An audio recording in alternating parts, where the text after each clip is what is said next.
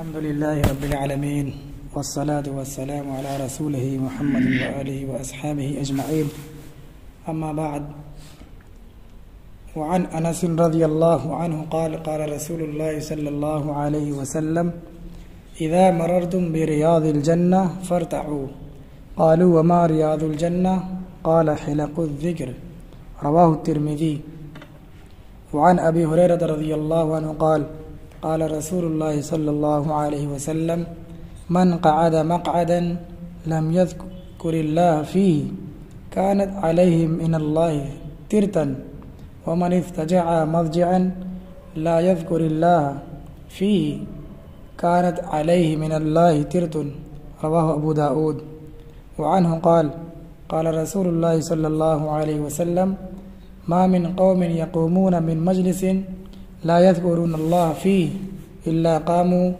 عن مثل جيفة حمار وكان عليهم حسرة رواه أحمد وأبو داود وعنه قال قال رسول الله صلى الله عليه وسلم ما جلس قوم مجلسا لم يذكروا الله فيه ولم يصلوا على نبيه إلا كان عليهم ترت فإن شاء عذبهم وإن شاء غفر لهم رواہ الترمذی او کما قال علیہ الصلاۃ والسلام. درود شریف پڑھ لیجیے. اللہم صلی علی سیدنا و نبینا و شفیعنا و مولانا محمد وعلی آلہ وبارک وسلم. محترم حضرات، مسجد عظیمیہ مومن پورا پرانا پل کی اس مسجد میں ہر ہفتہ پیر کے روز بعد نماز عشاء فوراً مشکوٰۃ شریف کی کتاب سے حدیث کا درس ہوتا ہے. یہ سلسلہ حضرت مولانا رضوان اللہ صاحب نعمانی دامت برکاتہم کے واسطے سے، ان کی پہل سے یہ سلسلہ شروع کیا گیا ہے. اللہ تبارک و تعالیٰ کی توفیق سے، اس کے فضل اور احسان سے یہ ہم سب کے لیے بڑی سعادت کی بات ہے. قرآن اور حدیث یہی دو سرچشمے ہیں، یہی جو بنیاد ہے ہمارے ایمان کی، اعمال کی اور اسلام کی. اور ان دو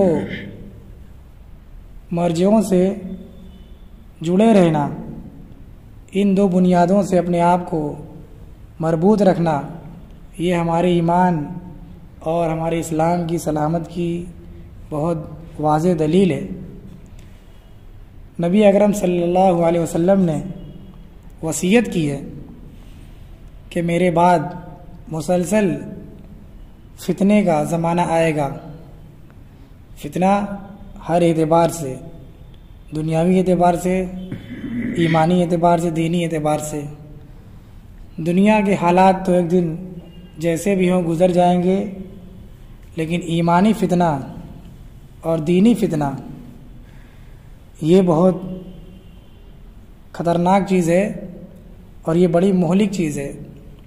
جو آدمی اس میں مبتلا ہو گیا وہ نہ دین کا رہے گا نہ دنیا کا، اور جو اس سے اپنے آپ کو بچا لے وہی آدمی کامیاب ہے.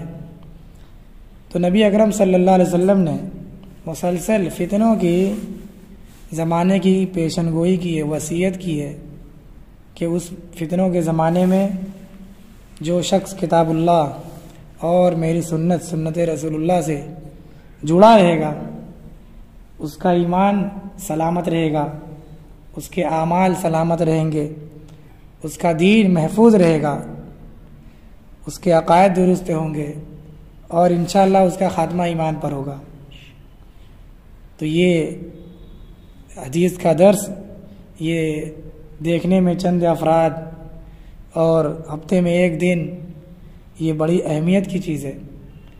یہ اپنے فضائل کے اعتبار سے زمین و آسمان کی ساری چیزوں سے افضل ہے. جہاں اللہ کے ذکر کے لیے چند افراد بیٹھتے ہیں، فرشتے اس مجلس کو گھیر لیتے ہیں، زمین سے آسمان تک تانتا لگ جاتا ہے، سکینہ نازل ہوتی ہے، بہت کچھ اللہ اور اس کے رسول نے فضائل بیان کیے ہیں، قرآن اور حدیث میں بھرے پڑے ہیں.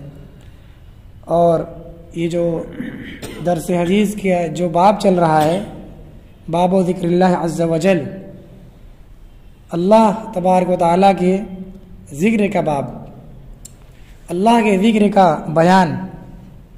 قرآن پاک میں اللہ تبارک و تعالیٰ نے نماز، روزہ، حج، زکوٰۃ، ارکان اسلام، امر بالمعروف اور نہی عن المنکر کے بہت سارے ذرائع اور احکامات بیان کیے ہیں، لیکن جس چیز کو اللہ تبارک و تعالیٰ نے سب سے زیادہ بیان کیا ہے وہ اللہ کا ذکر۔ یا ایھا الذین آمنوا اذکروا اللہ ذکرا کثیرا وسبحوہ بکرۃ واصیلا، سورۃ الاحزاب میں اللہ تبارک و تعالیٰ نے کہا ہے کہ اے ایمان والو اللہ کا ذکر کرو زیادہ سے زیادہ۔ علماء نے لکھا ہے کہ اللہ تبارک و تعالیٰ نے کسی بھی عبادت کا کثرت سے کرنے کا حکم نہیں دیا۔ اقیموا الصلاۃ وآتوا الزکاۃ، نماز قائم کیجئے، زکوٰۃ ادا کیجئے، اس کو قائم کرتے رہیے، لیکن اس میں کثرت کا تذکرہ نہیں کیا کہ خوب نماز پڑھیے، خوب زکوٰۃ دیجئے اور حج کریے، ومن استطاع الیہ سبیلا واتموا الحج والعمرہ للہ، اللہ کے لیے حج اور عمرہ کیجئے۔ لیکن ان سب میں کثرت کا اللہ نے حکم نہیں دیا ہے۔ اللہ کا جو ذکر ہے اس کے بارے میں اللہ تبارک و تعالیٰ نے جہاں کہیں بیان کیا ہے اس کی تاکید کی ہے، ذکراً کثیرا، زیادہ سے زیادہ اس کا ذکر کیا جائے، یہاں تک کہ کائنات کی تمام مخلوق اللہ کا ذکر کرتی ہے۔ حضرت یونس علیہ السلام مچھلی والے نبی کے نام سے مشہور ہیں، ہم سب کتنا مشہور ان کا واقعہ سنتے ہیں کہ مچھلی کے پیٹ میں، پانی کی تہ میں، سمندر کی سطح کے بالکل نیچے انہوں نے اللہ کے ذکر کی آواز سنی کہ وہاں کی تمام چیزیں اللہ کا ذکر کر رہی تھیں، انہوں نے بھی اللہ کو پکارا، لا الہ الا انت سبحانک انی کنت من الظالمین۔ تو اس سے یہ بات یقینی طور پر سمجھ میں آتی ہے کہ قرآن اور حدیث میں جو باتیں بیان کی گئی ہیں وہ 100% صحیح اور سچی ہیں۔ کائنات کی ہر چیز اللہ کی تسبیح پڑھتی ہے۔ اللہ نے قرآن میں کہا کل قد علم تسبیحہ وصلاتہ، کہ دنیا کی ہر چیز، کائنات کا ہر ذرہ یہ اپنی عبادت اور اپنا ذکر جانتا ہے، ہر ایک چیز اللہ کے ذکر میں مشغول ہے۔ تو یہ اللہ کا ذکر ہے جس کی تاکید ہے کہ زیادہ سے زیادہ کیا جائے، اور یہ سب سے آسان عبادت ہے، سب سے اہم عبادت ہے، سب سے بڑی عبادت ہے۔ اس کے لیے کوئی شرط نہیں ہے، نہ پاکی کی، نہ جگہ کی، نہ وقت کی، نہ چھوٹے کی، نہ بڑے کی۔ یہ تمام قیود سے اور تمام شرائط سے یہ بری ہے۔ پاک آدمی ہو تب بھی اللہ کا ذکر اس کے لیے جائز ہے، ناپاک ہو تب بھی اللہ کا ذکر جائز ہے، اس کے کچھ حدود ہیں۔ اور اپنے گھر میں ہو، مسجد میں ہو، مارکیٹ میں ہو، ہر جگہ کا الگ الگ ذکر بتایا گیا ہے۔ نبی اکرم صلی اللہ علیہ وسلم ہر نشست و برخاست، ہر قیام اور قعود میں آپ سے اللہ کا ذکر منقول دعائیں، یہ جو دعائیں ہیں کھانے کی، کھانے سے پہلے کی، کھانے کے بعد کی، کھانے کے درمیان کی، دعوت کھانے کی اور سونے کی، اٹھنے کی، بیٹھنے کی، گھر میں داخل ہونے کی، نکلنے کی، مسجد میں داخل ہونے، مسجد سے باہر، یہ سب کیا ہے؟ یہ سب اللہ کا ذکر ہے۔ بہانے بہانے اللہ کا شکریہ، اللہ کی حمد اور اللہ کا ذکر ہے۔ نبی اکرم صلی اللہ علیہ وسلم نے اپنے عمل سے، اپنی سنت سے اس آیت کا مفہوم بتایا، یا ایھا الذین آمنوا اذکروا اللہ ذکرا کثیرا، کہ اللہ کا ذکر زیادہ سے زیادہ کرو۔ وہ کیسے ہوگا؟ آدمی تمام کاروبار اور اپنا پریوار چھوڑ کر کے ایک جگہ بیٹھ جائے، سادھو اور پادریوں کی طرح، کہ ایک جگہ جا کر جنگل میں، پہاڑ کی چوٹی پر، مسجد کے کونے میں جا کر کے 24 گھنٹے کے لیے بیٹھ جائے؟ نہیں، ایسے نہیں، تمام امور انجام دینے کے ساتھ ساتھ اس کو کیا جائے گا۔ وہ کیسے؟ آپ علیہ الصلوۃ والسلام کا طریقہ کہ ہر مومن اپنے صبح شام کے جتنے اعمال ہیں سنت کے مطابق کرے گا اللہ کے ذکر میں رہے گا. لوگوں سے سلام دعا یہ بھی اللہ کا ذکر ہے. السلام علیکم کیا مطلب؟ اللہ کی سلامتی ہو تم پر. یہ اللہ کا ذکر، اللہ کا تذکرہ کسی بھی بہانے سے ہو جائے. مصافحہ کرنا یغفر اللہ لنا ولکم، یہ اللہ کا ذکر ہے. کسی کو ہنستا ہوا دیکھ کر کے دعا دینا اللہ کا ذکر ہے. کسی کو بری خبر لگے انا للہ و انا الیہ راجعون، یہ اللہ کا ذکر ہے. اونچی جگہ پر چڑھتے ہوئے اللہ اکبر، نیچی جگہ پر اترتے ہوئے سبحان اللہ، یہ سب اللہ کا ذکر بتایا گیا ہے. بازار میں چلے تو چوتھا کلمہ پڑھے، اور جب کوئی نامناسب چیز پر گزر ہو تو استغفار کرے، نگاہ غلط جگہ پر جائے اللہ سے استغفار کرے. یہ تمام تفصیلات ہیں ذکر کی جو بہت آسان اور بہت مقبول عبادت ہے اور بڑی اہم عبادت ہے. قرآن و حدیث میں اس کے فضائل بھرے پڑے ہیں اور ذکر کرنے والوں کے بڑے اونچے مرتبے ہیں. اسی مناسبت سے آج یہ حدیث بھی تلاوت کی گئی ہے. عن انس رضی اللہ عنہ قال قال رسول اللہ صلی اللہ علیہ وسلم اذا مررتم بریاض الجنہ فارتعوا. حضرت انس رضی اللہ تعالی عنہ سے روایت ہے، آپ علیہ الصلوۃ والسلام کی ایک بہت ہی عظیم المرتبت صحابی، آپ کے خادم صحابی ہیں، خادم رسول ان کا لقب ہے.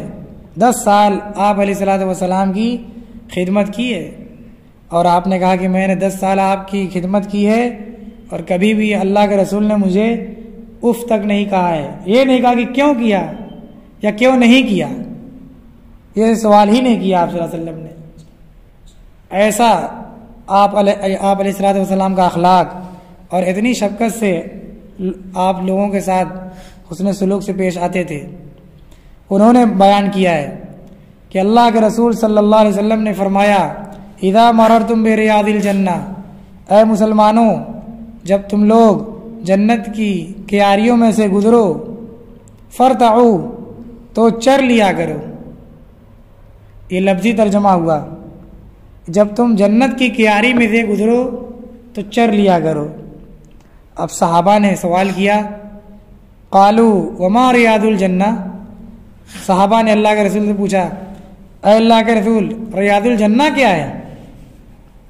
جنت کی کیاری، یہ ریاض الجنہ کہاں ہمیں ملے گا کہ ہم وہاں جائیں اور چریں؟ یہ کیا مطلب ہوا؟ قال حلق الذکر، آپ علیہ الصلوۃ والسلام نے فرمایا کہ وہ ریاض الجنہ ذکر کے حلقے ہیں. ذکر کا حلقہ جہاں لگا ہو وہ جنت کی کیاری ہے، جنت کے باغ ہیں، وہ جنت کا حصہ ہے. اور وہاں بیٹھو، وہاں اس میں شامل ہو جاؤ، اس میں شامل ہو جانا، اس میں بیٹھ کر کے لوگوں کے ساتھ اللہ کا ذکر کرنا، یہ اس کو چرنا ہے. یہ آپ علیہ الصلوۃ والسلام نے ایک محسوس مثال کے ذریعے سے ذکر کی اہمیت اور ذکر کی ترغیب دی ہے کہ جو دوسری حدیث میں ہے کہ آپ علیہ الصلوۃ والسلام نے اور بھی فرمایا کہ ریاض الجنہ یہ جنت ذکر کے حلقے ہیں اور یہ مساجد ہیں. مسجدیں یہ اللہ کے ذکر کی جگہ کے حلقے ہیں اور یہ ریاض الجنہ ہے. جب مسجد میں گزرو تو اللہ کا ذکر کرو، مسجد میں آؤ تو نماز پڑھو، نماز کے بعد اللہ کا ذکر کرنا، یہ سب اس میں شامل ہے. تو ریاض الجنہ میں اللہ تبارک و تعالیٰ نے، اللہ کے رسول نے چرنے کا یعنی اس میں شامل ہو کر کے، ان کا ساتھ دے کر کے، ذکر میں شامل ہو کر کے اس سے فائدہ اٹھانے کی تعلیم دی ہے کہ وہاں سے فائدہ اٹھاؤ، کیونکہ ذکر کے جو حلقے لگتے ہیں وہاں سکینہ نازل ہوتی ہے، اللہ کی رحمت انہیں ڈھانپ لیتی ہے اور ان کا ذکر آسمان پر ہوتا ہے. تو تم بھی اس میں شامل ہو کر اس میں سے اپنا حصہ، اپنا نصیب لے لو، اس کی فضیلت حاصل کرو. یہ اس کا مطلب ہوا. اسی لیے علماء نے لکھا ہے کہ مسجد یہ اللہ کے جنت کے باغوں میں سے ایک باغ ہے۔ مسجد نبوی میں ایک جگہ ہے ریاض الجنہ، جس کے بارے میں ہے کہ یہ جنت کا حصہ ہے، جنت سے وہ جگہ آئی ہوئی ہے اور جنت میں وہ جگہ ہوگی، اس کے بڑے فضائل ہیں، تو وہ مخصوص چیز ہے۔ لیکن آپ علیہ السلام نے دنیا کی تمام مسجدوں کو ریاض الجنہ کہہ دیا ہے۔ وہ سب جتنی مسجدیں ہیں یہ جنت کا حصہ ہیں۔ جنت میں اللہ کا ذکر ہوگا، مومنین ہوں گے، متقی ہوں گے، مسجد میں بھی اللہ کے بندے آتے ہیں، فرشتے رہتے ہیں، نیک روحیں رہتی ہیں، اور مسلمان اللہ کا ذکر مسجد میں کرتے ہیں۔ تو مسجد یہ جنت کا ایک ٹکڑا ہے، جنت اللہ کا گھر اسی لیے کہا جاتا ہے۔ اس کے بڑے فضائل مسجد کے الگ ہیں۔ وہ تو علماء نے لکھا کہ مسجد میں جب آدمی داخل ہو تو اگر مکروہ اوقات نہ ہو اور ایسا وقت نہ ہو جس میں آپ علیہ السلام نے کوئی مخصوص عمل کیا ہو، تو داخلے کی نماز پڑھنا یہ مسجد کے احترام اس کے آداب میں سے ہے، جس کو تحیۃ المسجد کہا جاتا ہے۔ یہی اس میں چرنا ہوا۔ ہمارے ماحول میں اور ہم لوگوں کے برادری میں علم کی بڑی کمی ہے، مسائل پوچھنے میں لوگ ہچکچاتے ہیں۔ بیان سنیں گے یہاں ہم سے ممبر سے اور بحث کریں گے باہر جا کر دوسروں سے، بیان سمجھ میں آیا یا نہیں آیا یا کوئی سوال پیدا ہوا تو بیان کرنے والے سے مسئلہ پوچھنا چاہیے۔ دیکھیے آپ علیہ السلام نے جب کہا کہ ریاض الجنہ سے گزرو تو صحابہ نے حضور سے پوچھا، جا کر آپس میں نہیں پوچھا کہ کیا مطلب ہوا ہے کیا ہوا۔ تو یہ نہ پوچھنے کی وجہ سے معلومات نہیں ہوتی، اپنے من سے لوگ کام کرتے ہیں۔ فجر کے وقت مسجد میں آ کر کے تحیۃ المسجد پڑھنے لگتے ہیں، یہ سنت کے خلاف ہے، منع کیا گیا ہے۔ آپ علیہ السلام نے فجر کے وقت مسجد میں 2 رکعت فجر کی سنت کے علاوہ کوئی نماز نہیں پڑھی ہے۔ گھر میں آپ تہجد کی نماز پڑھتے تھے اور مسجد میں آ کر کے 2 رکعت فجر کی سنت پڑھتے تھے۔ اسی لیے سنت یہی ہے کہ تحیۃ المسجد کی نماز فجر کے وقت پڑھنا سنت نہیں ہے، اور سنت پر عمل کرنے کا حکم دیا گیا ہے۔ اور یہ تحیۃ المسجد کی جو نماز مسجد کے احترام میں ہے، داخلہ کی نماز، یہ مسجد میں داخل ہونے کے بعد جو بھی نماز پڑھی جائے گی اس میں اس کا ثواب مل جاتا ہے۔ آپ مسجد میں آئے کسی بھی وقت ہے تو داخلے کی نماز پڑھ لیں، نہیں وقت ہے تو جو سنت اور جو فرض نماز پڑھیں گے اس میں اس کا ثواب مل جائے گا۔ یہ اللہ کا فضل ہے۔ نیت کر لیں گے تو نور علی نور، اور اچھی بات ہو جائے گی، لیکن مسئلہ ہے کہ دوسری نمازوں میں اس کا ثواب مل جاتا ہے۔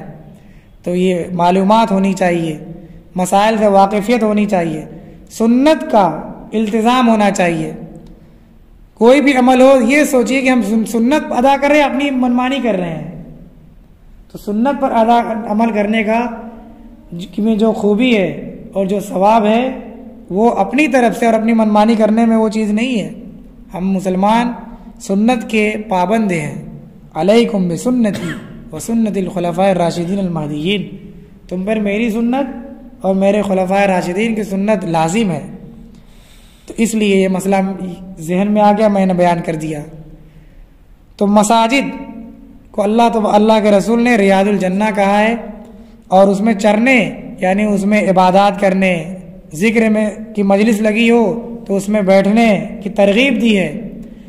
اور دوسری حدیث میں وَمَا الرَّتْعُ، وہ چرنا کیا ہوا؟ تو آپ نے ذکر سبحان اللہ، الحمدللہ، ولا الہ الا اللہ، واللہ اکبر، ولا حول ولا قوت الا باللہ العلی العظیم، یہ ارشاد فرمایا۔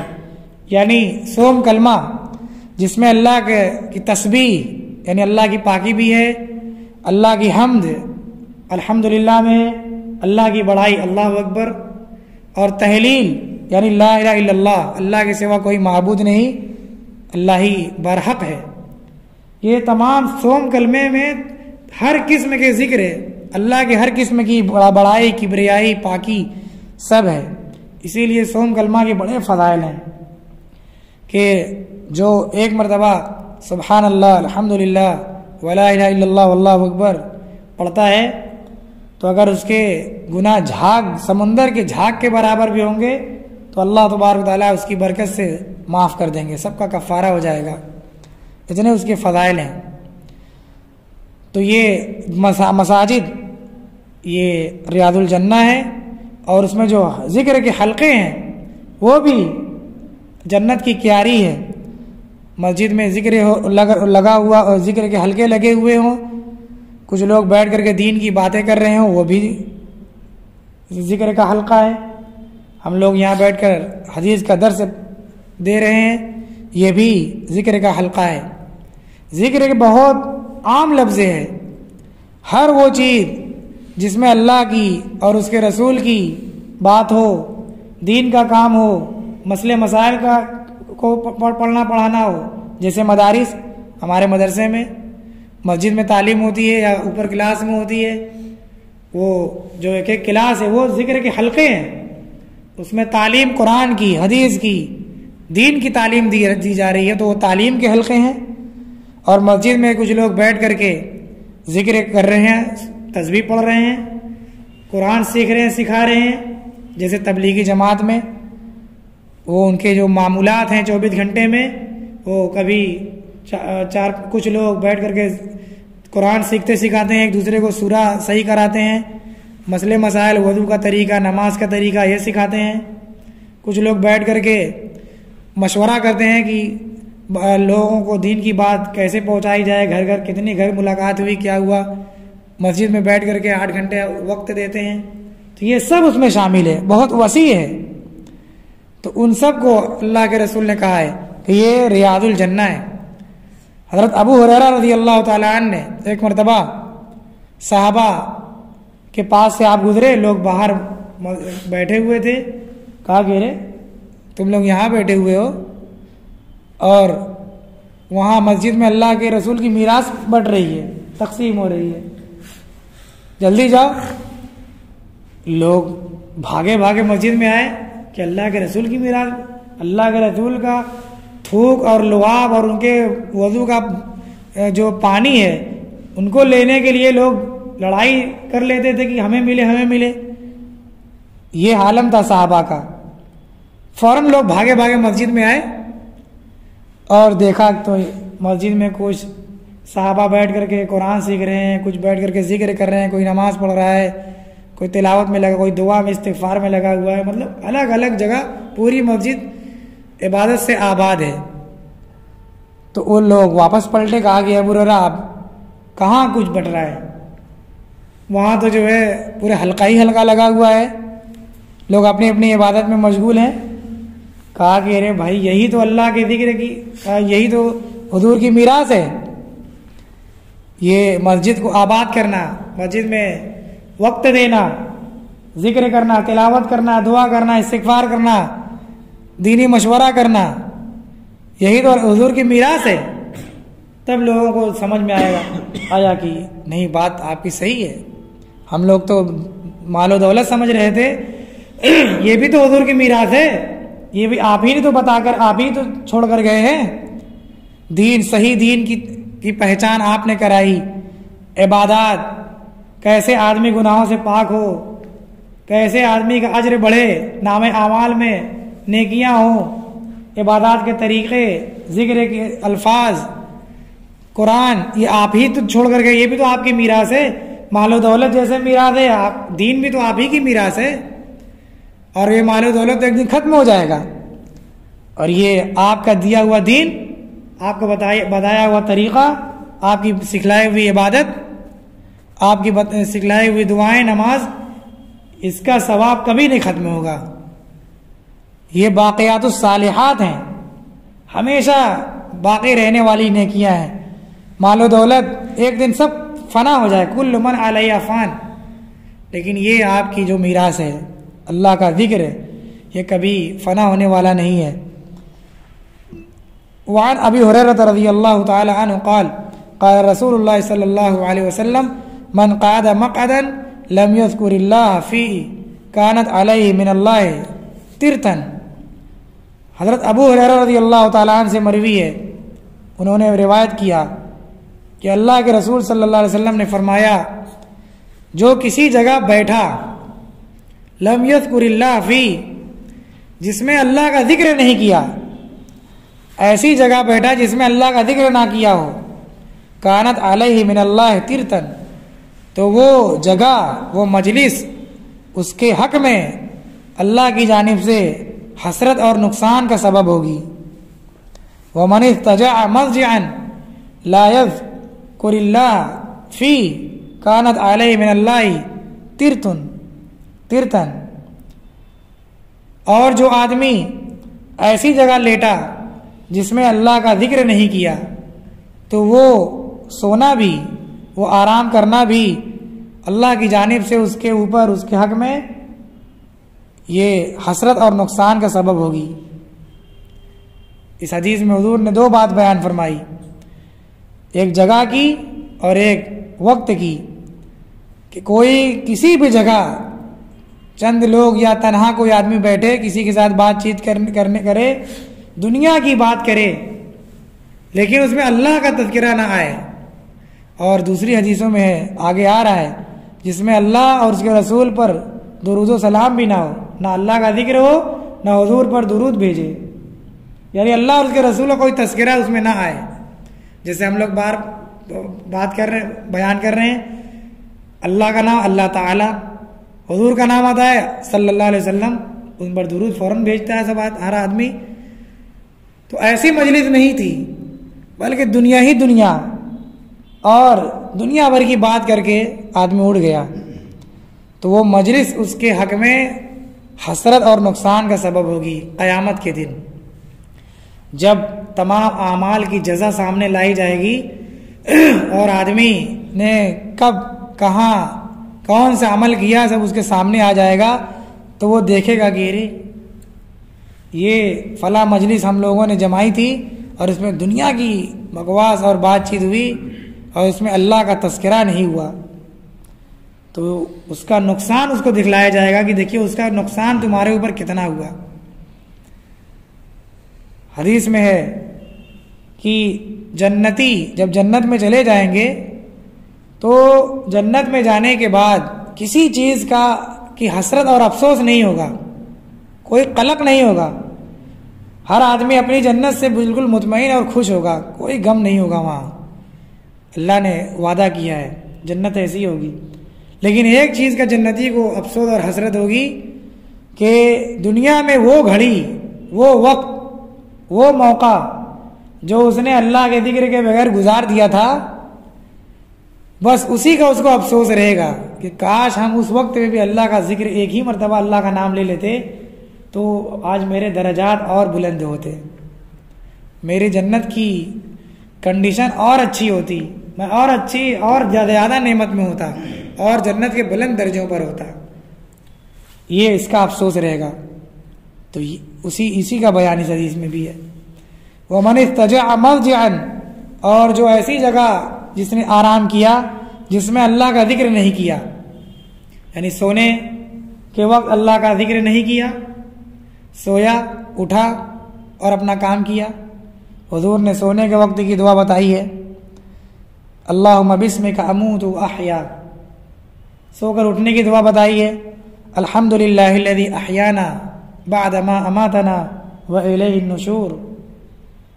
صبح اگر آدمی اٹھ رہا ہے تو اس کی دعا اصبحنا واصبح الملک للہ رب العالمین، یہی اللہ کا ذکر ہے کہ سوتے ہوئے، اٹھتے ہوئے، بیٹھتے ہوئے، گھر میں داخل ہوتے ہوئے، یہ جو اٹھک بیٹھک ہے یہ سب اللہ کے ذکر کے بغیر ہوا، تو یہ سب موقع اس کو قیامت کے دن اس پر افسوس اور حسرت کا سبب ہوگا، اسے افسوس ہوگا کاش ہم گھر میں داخل ہوتے ہوئے دعا پڑھ لیتے، بیٹھ کر کے بہت دیری تک بکواس کیا، بیٹھکا میں بیٹھے اور دنیا کی واہی تباہی بات ہوئی، لیکن اللہ اور اس کے رسول کا تذکرہ نہیں آیا، تو وہ مجلس اس کے اوپر نقصان بنا کر کے دکھلائی جائے گی۔ حدیث میں دوسری حدیثوں میں ہے آگے آ بھی رہا ہے کہ ایسی مجلس جس میں اللہ کا ذکر نہ ہو، وہاں سے اٹھنے والے ایسے ہیں کہ جیسے یہ سب سڑے ہوئے اور مرے ہوئے گدھے کی لاش پر سے اٹھے ہیں۔ کوئی آدمی وہاں بیٹھنا پسند کرے گا؟ اور وہاں بیٹھنا کتنی کراہت کا سبب ہے۔ کوئی وہاں پر سے گزرنا پسند نہ کرے، بیٹھنے تو بہت دور کی بات ہے، لیکن ان لوگوں کو وہاں بیٹھ کر کے اٹھنے والا بتایا گیا ہے کہ جس مجلس میں اللہ اور اس کے رسول کا تذکرہ نہ ہو، وہ لوگ گدھے کی سڑی ہوئی لاش پر سے اٹھنے والے کی طرح ہیں، یعنی بے فائدہ اور نقصان۔ بدبو یہ مزاج میں نقصان اور تکلیف کا سبب ہے۔ بدبو ایک طرح کی بیماری ہے نفسیاتی، اور سب سے ناپسندیدہ چیز ہے انسان تمام جانداروں کے لیے۔ انسان، جانور بھی اس کو پسند نہیں کرتا ہے۔ جانور جب کوئی چیز کھاتا ہے تو پہلے منہ لگاتا ہے، بدبودار کھانا کوئی جانور نہیں کھاتا ہے۔ تو یہ ایسی حسرت کی چیز ہے۔ اسی وجہ سے کہیں بھی اٹھنا بیٹھنا ہو، اس کی دعا سکھلائی گئی کہ جب بھی مجلس سے آدمی اٹھنے لگے تو اس میں جو بھی بات ہو، بہت ممکن ہے کہ کسی کی غیبت ہو گئی ہو اور اللہ کا ذکر چھوٹ گیا ہو، تو اٹھتے ہوئے دعا سکھلائی گئی ہے کہ سبحان اللہ و بحمدہ، سبحانک اللہم و بحمدک، اشہد ان لا الہ الا انت، استغفرک و اتوب الیک۔ اور آگے اور ملا لیجیے، سبحان ربک رب العزت عما یصفون وسلام علی المرسلین والحمد للہ رب العالمین۔ یہ مجلس کا کفارہ بتایا گیا ہے کہ جس مجلس میں اٹھنے والے یہ پڑھ کر کے اٹھیں، مجلس ختم کریں، تو وہ مجلس ان پر ندامت اور حسرت کا سبب نہیں بنے گی۔ یعنی ان میں جتنی کوئی اگر گناہ کی بات ہو گئی تو اللہ تعالیٰ اس کو معاف کر دیں گے اس دعا کے پڑھنے سے۔ کتنی اہم بات ہے۔ آج فتنے کا زمانہ ہے، جہالت کا زمانہ ہے، ہم لوگ نیکیاں کم اور انچاہے گناہ زیادہ کرتے ہیں۔ ہم نہیں چاہتے، لیکن کوئی ہم سے شکایت کرنے لگا، ہم سن تو رہے ہیں اس کی شکایت، دوسرے کی غیبت، جا رہے ہیں راستے سے اپنے کام سے لیکن نگاہ کہیں اور پڑ گئی، یا ہم کچھ دوسرے کام سے جا رہے، کسی نے دوسرے کام میں ہم کو لگا دیا، یا کوئی بھی حادثہ پیش آ گیا، انچاہا نہ چاہتے ہوئے آدمی گناہ میں مبتلا ہو جاتا ہے۔ نماز پڑھنا جا رہے تھے، دوست اور یار مل گئے، کہیں اور گھوم گیا آدمی، سیدھا کام کرنا چاہ رہا ہے الٹا ہو گیا۔ تو ہم لوگ انچاہے گناہ زیادہ کرتے ہیں اور عبادات اور نیکیاں ہم سے بہت کم ہوتی ہیں۔ جو نیکیاں بھی کرتے ہیں وہ ہم جانتے ہیں ہمارا حال کیا ہے، دلوں کا حال، اخلاص کتنا ہے، اہتمام کتنا ہے، آداب کتنا ہے، ریاکاری ہے کہ اللہ کے واسطے ہے۔ اسی وجہ سے ہم لوگوں کو ان سب باتوں پر بہت دھیان دینے کی ضرورت ہے، اللہ کے ذکر کی، کہ جب بھی موقع ملے اللہ کا ذکر کیا۔ اسی لیے ہر نماز کے بعد آپ صلی اللہ علیہ وسلم نے بہت آسان بتایا ہے، الدین یسر، کہ ہر نماز کے بعد 33 مرتبہ سبحان اللہ، 33 مرتبہ الحمدللہ، 33 مرتبہ اللہ اکبر یا 34 مرتبہ اللہ اکبر، اور 1 مرتبہ چوتھا کلمہ لا الہ الا اللہ وحدہ لا شریک لہ لہ الملک ولہ الحمد یحیی و یمیت بیدہ الخیر وہو علی کل شیء قدیر۔ یہ پڑھنا ہر وقت 5 وقت کی نماز میں پڑھا جائے تو یہ پورا ملا کر 500 مرتبہ ہو جاتا ہے۔ ہم لوگوں کو استاد حضرت مولانا مرحوم شیخ الحدیث مجب الغفار صاحب رحمۃ اللہ علیہ اس کی بڑی تاکید کرتے تھے کہ ہر نماز کے بعد اس کا اہتمام کیا جائے۔ جس نماز کے بعد نفل نہیں ہے، جیسے فجر اور عصر، تو اس میں سب لوگ امام کے ساتھ بیٹھ کر کے پڑھتا ہے، اور جس میں فرض کے بعد سنت اور نوافل ہیں، ظہر اور مغرب اور عشاء، تو ان میں بھی اپنی پوری نماز سے فارغ ہو کر کے اس کو پڑھنے کا اہتمام کیا جائے۔ یہ بہت آسان اور بہت کم وقت میں آپ ایک دن میں 500 مرتبہ اللہ کا ذکر ایسے ہی بغیر احساس کے کر لیں گے، اور وقت فرصت ملے تو 3 تسبیح پڑھ لی جائے، ایک تسبیح لا الہ الا اللہ کی، ایک تسبیح تیسرے کلمہ کی، اور ایک تسبیح درود شریف، اور ایک تسبیح استغفار کی، یہ 4 تسبیح صبح شام جو اس کا معمول کا اہتمام کرے گا، زندگی میں خیر و برکت نصیب ہوگی، دین دنیا کی تمام بھلائی نصیب ہوگی۔ اللہ تبارک و تعالیٰ ہمیں ان باتوں پر عمل کرنے کی توفیق عطا فرمائے، ہم سب کو زیادہ سے زیادہ ذکر کرنے کی توفیق عطا فرمائے۔ وآخر دعوانا الحمدللہ رب العالمین وصلی اللہ علی النبی الکریم۔